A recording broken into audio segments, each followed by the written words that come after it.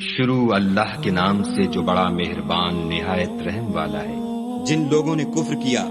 اور اوروں کو خدا کے راستے سے روکا، خدا نے ان کے اعمال برباد کر دی، اور جو ایمان لائے اور نیک عمل کرتے رہے اور جو کتاب محمد صلی اللہ علیہ وآلہ وسلم پر نازل ہوئی اسے مانتے رہے اور وہ ان کے پروردگار کی طرف سے برحق ہے، ان سے ان کے گناہ دور کر دیے اور ان کی حالت سنوار دی۔ یہ ہفت اعمال اور اصلاح حال اس لیے ہے کہ جن لوگوں نے کفر کیا انہوں نے جھوٹی بات کی پیروی کی، اور جو ایمان لائے وہ اپنے پروردگار کی طرف سے دین حق کے پیچھے چلے۔ اسی طرح خدا لوگوں سے ان کے حالات بیان فرماتا ہے۔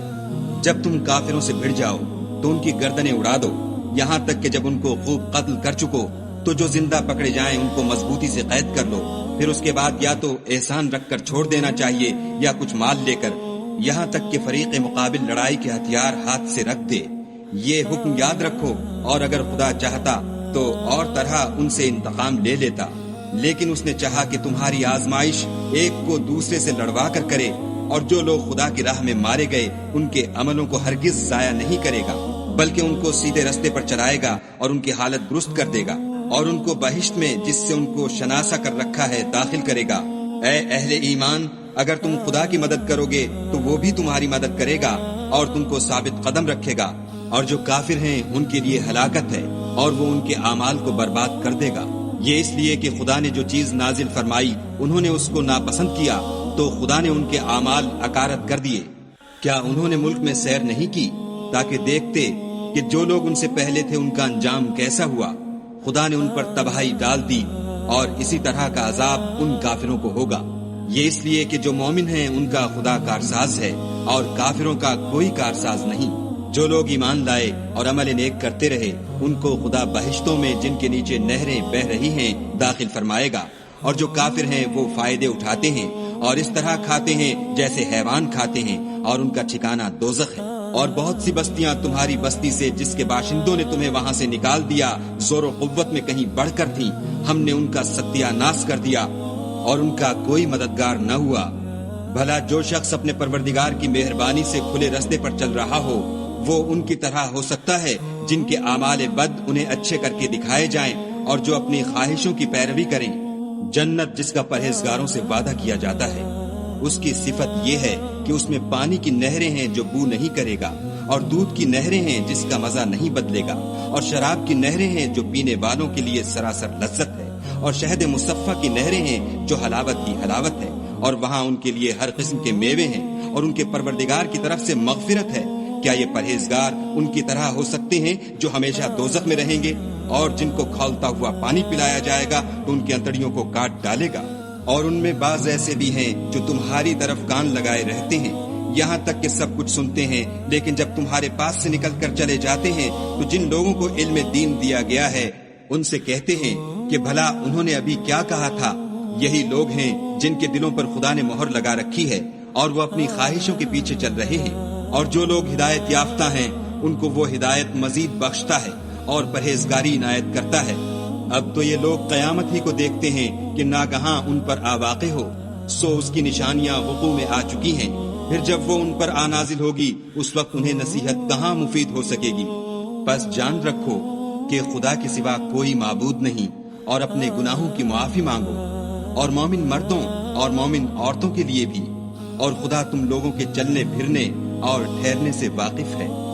اور مومن لوگ کہتے ہیں کہ جہاد کی کوئی صورت کیوں نازل نہیں ہوتی، لیکن جب کوئی صاف معنوں کی صورت نازل ہو اور اس میں جہاد کا بیان ہو تو جن لوگوں کے دلوں میں نفاق کا مرض ہے تم ان کو دیکھو کہ تمہاری طرف اس طرح دیکھنے لگیں جس طرح کسی پر موت کی بے ہوشی طاری ہو رہی ہو، سو ان کے لیے خرابی ہے۔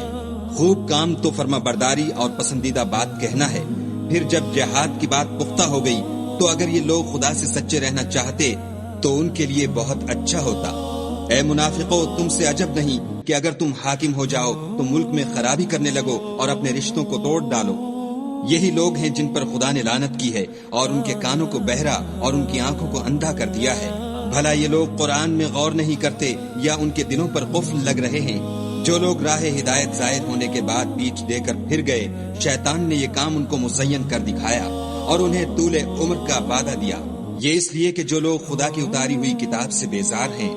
یہ ان سے کہتے ہیں کہ بعض کاموں میں ہم تمہاری بات بھی مانیں گے اور خدا ان کے پوشیدہ مشوروں سے واقف ہے، تو اس وقت ان کا کیسا حال ہوگا جب فرشتے ان کی جان نکالیں گے اور ان کے منہوں اور پیٹھوں پر مارتے جائیں گے۔ یہ اس لیے کہ جس چیز سے خدا ناخوش ہے یہ اس کے پیچھے چلے اور اس کی خوشنودی کو اچھا نہ سمجھے، تو اس نے بھی ان کے عملوں کو برباد کر دیا۔ کیا وہ لوگ جن کے دلوں میں بیماری ہے یہ خیال کیے ہوئے ہیں کہ خدا ان کے کینوں کو ظاہر نہیں کرے گا؟ اور اگر ہم چاہتے تو وہ لوگ تم کو دکھا بھی دیتے اور تم ان کو ان کے چہروں ہی سے پہچان لیتے اور تم انہیں ان کے انداز گفتگو ہی سے پہچان لوگے، اور خدا تمہارے اعمال سے واقف ہے۔ اور ہم تم لوگوں کو آزمائیں گے تاکہ جو تم میں لڑائی کرنے والے اور ثابت قدم رہنے والے ہیں ان کو معلوم کریں اور تمہارے حالات جانچ لیں۔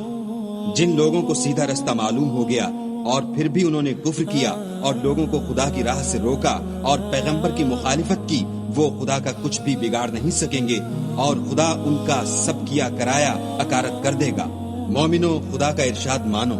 اور پیغمبر کی فرما برداری کرو اور اپنے عملوں کو ضائع نہ ہونے دو۔ جو لوگ کافر ہوئے اور خدا کے رستے سے روکتے رہے پھر کافر ہی مر گئے، خدا ان کو ہرگز نہیں بخشے گا۔ تو تم ہمت نہ ہارو اور دشمنوں کو صلح کی طرف نہ بلاؤ، اور تم تو غالب ہو اور خدا تمہارے ساتھ ہے، وہ ہرگز تمہارے اعمال کو کم اور گم نہیں کرے گا۔ دنیا کی زندگی تو محض کھیل اور تماشا ہے، اور اگر تم ایمان لاؤ گے اور پرہیزگاری کرو گے تو وہ تم کو تمہارا اجر دے گا اور تم سے تمہارا مال طلب نہیں کرے گا۔ اگر وہ تم سے مال طلب کرے اور تمہیں تنگ کرے تو تم بخل کرنے لگو اور وہ بخل تمہاری بدنیتی ظاہر کر کے رہے۔ دیکھو، تم وہ لوگ ہو کہ خدا کی راہ میں خرچ کرنے کے لیے بلائے جاتے ہو، تو تم میں ایسے شخص بھی ہیں جو بخل کرنے لگتے ہیں، اور جو بخل کرتا ہے اپنے آپ سے بخل کرتا ہے، اور خدا بے نیاز ہے اور تم محتاج۔ اور اگر تم منہ پھیرو گے تو وہ تمہاری جگہ اور لوگوں کو لے آئے گا اور وہ تمہاری طرح کے نہیں ہوں گے۔